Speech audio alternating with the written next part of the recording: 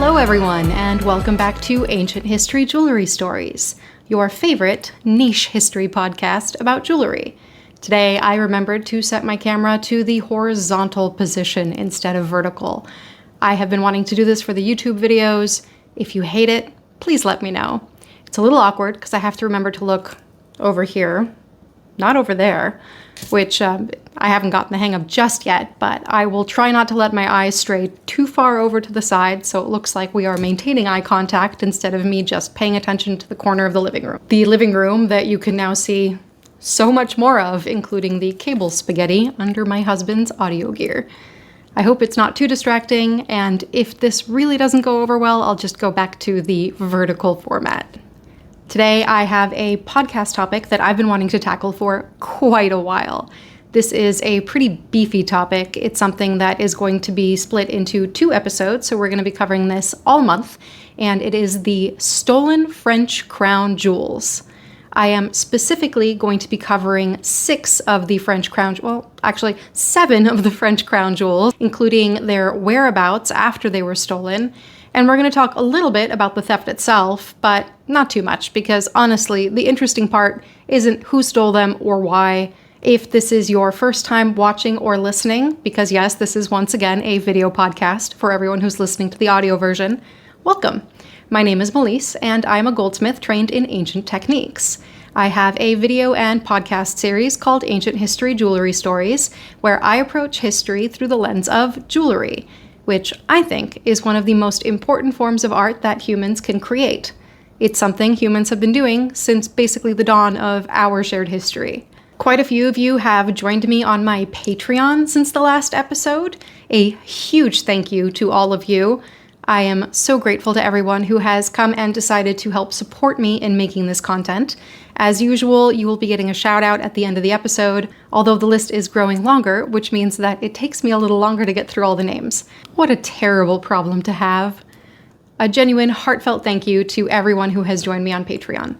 If you want to join me on Patreon because you enjoy the content I make and you find value in it and you would like to support me in continuing to create it, you can find that at patreon.com/ancienthistoryjewelrystories. And if you're watching on YouTube, there will be a link in the description. If you are listening to just the audio and you'd like to watch the video version of this podcast, you can find it on YouTube and Spotify.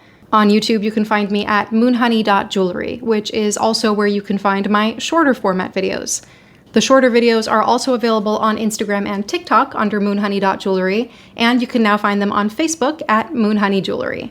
If you're curious about the jewelry that I make, the work that I do using mostly ancient techniques inspired by historical jewelry, you can find that at shopmoonhoney.com. And since we've gotten all of that boring stuff out of the way, we can start with the fun stuff. Just a quick note for everybody who is listening to just the audio version of this. I apologize if you find that there are any abrupt skips in the audio. That is simply something that happens when I edit video. There are more edits and cuts in the video version than there are when I'm recording just pure audio. So I do apologize if it sounds a little bit jumpy.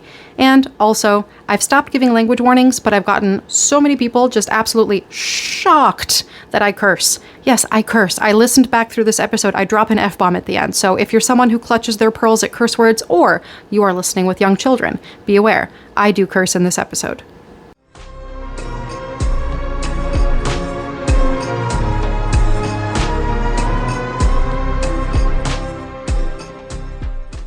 During September of 1792, a massive theft occurred in Paris. If you are familiar with your history, then you will know that this is during the French Revolution. Both Louis XVI and Marie Antoinette had been imprisoned and were awaiting execution, and as a result, they had given up all of the French crown jewels. Consisting of over 10,000 gems, this collection had been amassed since the 16th century.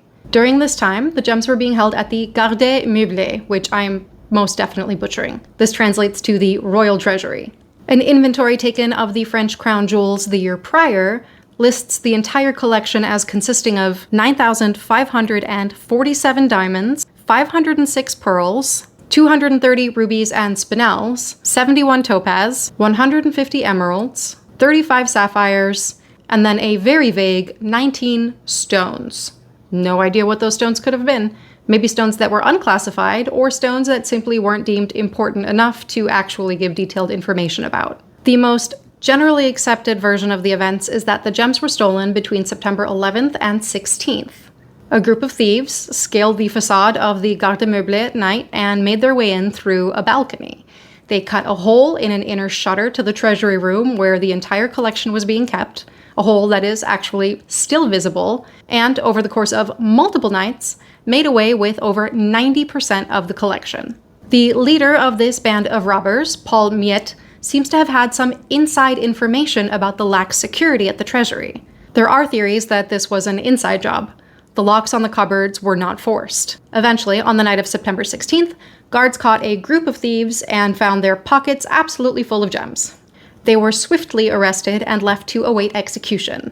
This episode is not about French politics, and it's not even about the French Revolution, but there are theories that these gems were used as a payment in order to buy the French troops' victory at Valmy. At this time, France was locked in a heated war with Austria and Prussia, which is part of what led to Marie Antoinette being imprisoned and eventually beheaded. Because she was originally an Austrian princess, the public had decided that she must have been colluding with the enemy. She was almost definitely not involved in any shape, way, or form, but just being Austrian by birth helped seal her fate. While this is the most commonly accepted version of events, it's entirely possible that some of the most significant stones were actually stolen in August. On August 5th and 6th, 6 large trunks left the treasury. These trunks belonged to the son-in-law of the man who was then governor of the treasury, a man named Thierry de Ville-Havre. Unrelated to this potential August theft, this governor of the royal treasury would eventually be killed in one of the massacres taking place in French prisons the next month. It is theorized that the quote-unquote official thefts, for which the thieves were caught in September, were actually just a cover-up for these trunks of jewels leaving the royal treasury in August. This ties into the theory that these jewels would have been used to help purchase French victory during the war. As I said, over 90% of the collection was stolen, although the majority of these jewels were eventually retrieved.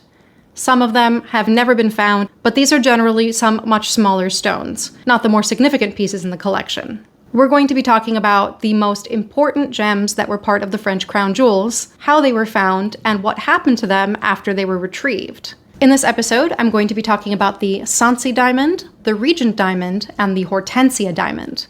In the next episode, I'm going to be talking about a stone that we all now know as the Hope diamond, but when it was stolen, was known as the French blue, along with the Grand sapphire, and one of my favorites of the French crown jewels, the Côte de Bretagne spinel. Every one of these stones has since been recovered, although the Hope diamond, once the French blue, was the last of them to show up.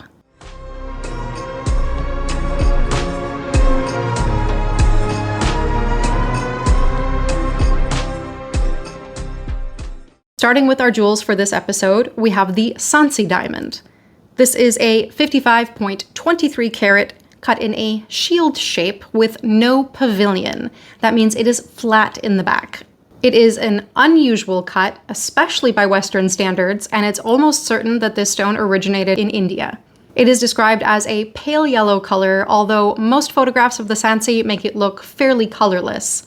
There are a few photos taken in different lighting where you can see a lemon yellow tinge, but this is not what the stone looks like to the naked eye. This stone most definitely started out as a much larger diamond known as the Bal de Flanders. This stone weighed over 100 carats, and it was part of the dowry of Valentina Visconti when she married Louis I, Duke of Orleans. He was the younger brother of King Charles VI of France, and their marriage took place in 1398. From what I can tell, this is the oldest of the stones in the French crown jewels. It passed hands quite a few times, going to the Duke of Burgundy, then King Manuel I of Portugal, and eventually a man named Nicolas de Harlay, the Seigneur de Sancy, which is where the stone gets its name. Some sources claim that the Sancy diamond is not the Bal de Flanders, but instead a different stone that was bought in what was then Constantinople, now Istanbul. Nicolas de Harlay, the Seigneur de Sancy, was a gem enthusiast, and he would have had the knowledge necessary to make good investments in gemstones and diamonds. He was also the French ambassador to Turkey. From what I can tell, this connection to Constantinople seems to be mostly a myth. It is almost certain that the Sancy diamond was the Bal de Flanders. One of my favorite detours in the Sancy diamond's history is that it was borrowed from Nicolas de Harlay by Henry III in order to decorate his cap. He was swiftly going bald at a fairly young age and took to wearing a hat almost all the time, and decided that a very large pale yellow diamond would be just the thing to hide the fact that he was losing his hair. Henry IV borrowed the diamond in order to use it as collateral to finance his army. It was eventually sold by Nicholas de Harlay when he was hard up for cash, and bought by James VI and I. From there, it was set into a piece of jewelry that is known as the Mirror of Great Britain. Despite what it sounds like, this is not a mirror at all. It is a brooch or pendant, and it was set with the Sancy diamond, a ruby, 3 other diamonds, and some pearls. After being set into the Mirror of Great Britain, it was briefly owned by Charles I of Scotland, England, and Ireland, passed down to his son James II, and then eventually made its way to France by being sold to Cardinal Mazarin. Mazarin bequeathed the diamond to Louis XIV upon his death, and that is how it ended up in the French crown jewels. There's no real juicy information about what Louis XIV might have done with this diamond while he had it in his possession, but we do know that after the theft in 1792, it was found in the collection of Konstantin Rudanovsky in 1828. The Sancy was sold a few more times and then eventually popped up in the Paris Exposition in 1867. It was priced at 1 million francs, doesn't seem to have had a buyer, and then vanished for another 40 years. Eventually, it resurfaced in 1906 when it was bought by William Waldorf Astor. The Astor family had it in their possession for 72 years, till it was sold to the Louvre Museum for $1 million in 1978.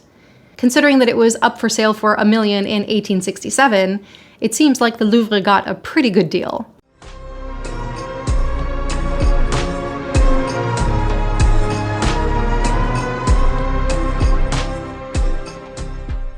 Next up, we have the largest of the stones that were in the French crown jewels. Aptly named the Regent diamond, this stone weighs 140.64 carats. It is named the Regent diamond because it was bought by the Regent of France in the 18th century. This stone, like just about every diamond of its age, was mined in India. Up until the 19th century, almost every single diamond came from India, with a few coming from Brazil after European colonization of the Americas. There's a pretty grisly legend that goes along with the Regent diamond. I am inclined to believe that it's entirely untrue. Usually, these sorts of myths are intended to make the theft of these kinds of stones a little bit more palatable, but this one is probably actually worse than whatever the true story of the diamond's origins are. The legend is that the diamond was discovered by an enslaved man working in the Kollur mines in Golconda, India. This is the source of many famed diamonds. He managed to hide this unbelievably large uncut diamond in an existing leg wound and made his way to a British ship captain. He offered the captain 50% of whatever profits he made from selling the diamond in order to get safe passage out of India, and instead, the ship captain murdered him and took the diamond. Given how large this diamond was after cutting, and how large it would have been before faceting, this story is definitely not true. It would have been impossible for someone to hide such a large diamond in a leg wound. Would a British ship captain have murdered an enslaved Indian man in order to steal a large diamond for himself? Yeah, that part rings pretty true to me, but I don't know that that necessarily happened in the history of the Regent diamond. Whether or not that story is true, the stone was eventually purchased in 1701 by Thomas Pitt, who was the governor of Fort St. George in Chennai, India. He had it sent to London in the heel of his son Robert's shoe. Letters from Pitt indicate that the original size of the stone before cutting was 426 carats. Once again, not something you can just casually hide inside of an existing leg wound. These letters also indicate that the stone was practically flawless, with minimal inclusions and flaws and almost perfect clarity. This is a hallmark of stones from the Golconda mines in India.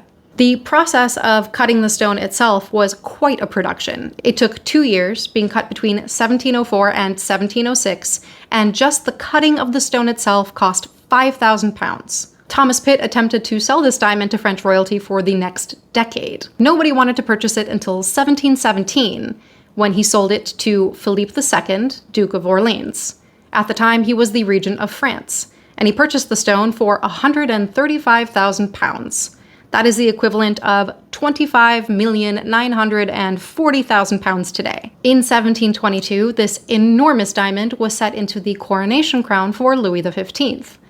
It was set into a new coronation crown for Louis XVI in 1775. And my favorite fact about the Regent, it was used to adorn a hat worn by Marie Antoinette. Much like Henry III, it seems that Marie Antoinette had a taste for incredibly large diamonds on her caps. After its theft in 1792, it was recovered pretty swiftly. It was found in the roof timbers of a Paris attic, along with some of the other more significant stones from the French crown jewels. From here, Napoleon used it to adorn the guard of his sword. Because of course he did. When he was exiled, his wife, Marie-Louise, brought the stone back to Austria, which is where she was from. Eventually, Marie-Louise's father returned the diamond to the French crown jewels. Very nice of him. Eventually, it was mounted into a Greek-style diadem for the Empress Eugenie. This will not be the last time that we hear about Eugenie wearing one of the giant French crown diamonds on her head. It has since been removed from the setting that it was placed in for the Empress, and it resides at the Louvre Museum along with the Sancy diamond, where it can be seen unmounted. It is estimated to be worth about £48 million, but of course a stone like this is truly priceless and it's hard to ascribe a value to it.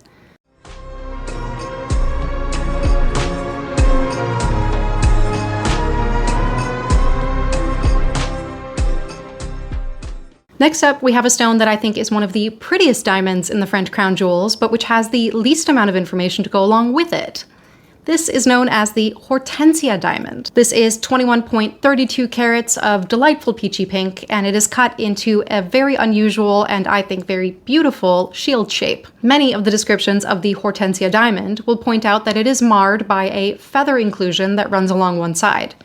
Honestly, you give me a pink diamond this big, I don't care what kind of inclusions it has. In my opinion, this is a very beautiful color for a diamond. Pink diamonds are very rare, and this sort of peachy pink is so easy on the eyes. This stone was purchased by Louis XIV in 1643, and a 1691 inventory lists it as being part of a floret of buttonhole. I don't know what that is, but I'm going to assume that it's some kind of incredibly fancy boutonniere. The diamond was named after Hortense de Beauharnais. This is Josephine de Beauharnais' daughter, Napoleon Bonaparte's stepdaughter, and Napoleon's brother's wife. Despite the diamond being named after her, she never owned it, she never wore it, and it's entirely unclear why it was named the Hortensia. After its theft in 1792, it was found in the same Paris attic as the Regent diamond. From here, Napoleon Bonaparte wore it on his epaulette braid, because again, of course he did. And it was stolen again in 1830, although it was pretty quickly recovered. From here, it was once again set into an elaborate headpiece for Empress Eugenie, this time into a diamond-encrusted comb. That's the Hortensia at the top in the center. And much like the Regent, you can see the stone at the Louvre Museum in the Galerie Apollon without a setting. There is one other pink diamond that belonged to the French crown jewels. This is known as the Peach Blossom diamond, and unfortunately, I cannot show it to you. This stone was sold in the late 19th century, when the French government sold off a lot of their royal jewels in order to raise money. About a third of these were bought by Tiffany & Company, an acquisition which gave the company a massive leg up and boost in popularity in the United States at the tail end of the Victorian era. We only have descriptions to go by, and of course, as the name suggests, it was a peachy pink described to be the same color as a peach blossom. I would commit mild crimes in order to see what this diamond looked like. But like so many of the French crown jewels that were sold at the end of the 19th century, so many of them were unmounted, recut, and modernized. So wherever this stone is, I hope the person who owns it is enjoying that peach blossom color.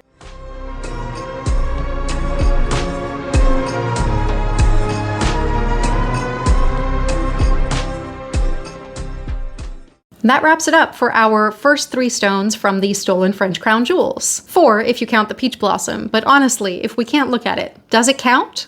The theft of these jewels and the surrounding scandal was just one drop in the bucket during the French Revolution and the Reign of Terror. As we know, Louis XVI and Marie Antoinette would go on to be beheaded. They were the last king and queen of France. Of course, they would not be the last rulers of France, because after this, everybody had to deal with emperors. While we may not be able to see the majority of these beautiful French crown jewels in their original settings, they are stunners. Walking into the Galerie Apollon at the Louvre Museum, you are almost blinded by sparkles. There is just one delightfully glittering stone after the other. It's almost hard to decide what to look at first. And while the French government did sell off a lot of the crown jewels in the late 19th century, the current French government is trying to buy back as many of them as they can. Unfortunately, as I mentioned, the stones that were bought by companies like Tiffany and private collectors were most likely recut, refashioned, reset, and probably hard to trace at this point. On the next episode, we're going to be covering 3 more stones from the French crown jewels. We're going to be talking about the Hope diamond and its trajectory from the Tavernier blue to the French blue to what we now know as the Hope, including my opinion that its current cut is hideous and does the stone no justice. We're going to be talking about the Grand Sapphire, which is a very unusual stone, and one of my absolute favorites, the Côte de Bretagne Spinel, which I can only describe as a gem that looks like a gummy bear in the shape of a dragon. I hope you enjoyed this run-through of 3 of the most important gems in the French crown jewels, and what happened to them before and after they were stolen during the French Revolution. And I do just really love the detail that Henry III thought he could distract everyone from his baldness with a big fucking diamond on his hat. I hope you enjoyed learning about these significant stones in the French crown jewels, and if you have the chance to visit the Louvre Museum, the Galerie d'Apollon is an absolute must. Yes, you might be tired from walking the whole museum, and your feet might be hurting, but it is an absolute must-see. I gave you all of my boring plugs at the beginning of this episode, but I will repeat them again because maybe you have been distracted enough by these shiny diamonds to forget. If you want to watch the rest of my videos, you can find me on Instagram, TikTok, and YouTube under moonhoney.jewelry. You can find me on Facebook as just Moonhoney Jewelry. If you want to see the jewelry that I make using ancient techniques inspired by historical jewels, you can find that at shopmoonhoney.com. If you would like to find some merch for the podcast and the video series, you can go to shopmoonhoney.com and go to the Ancient History Jewelry Stories page. There is a tote bag that says, "The best thing Napoleon ever did was buy Josephine all that jewelry."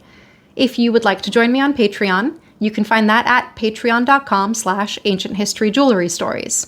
Once again, thank you for listening or watching. Thank you for being here, and I'll see you in 2 weeks for more ancient history jewelry stories.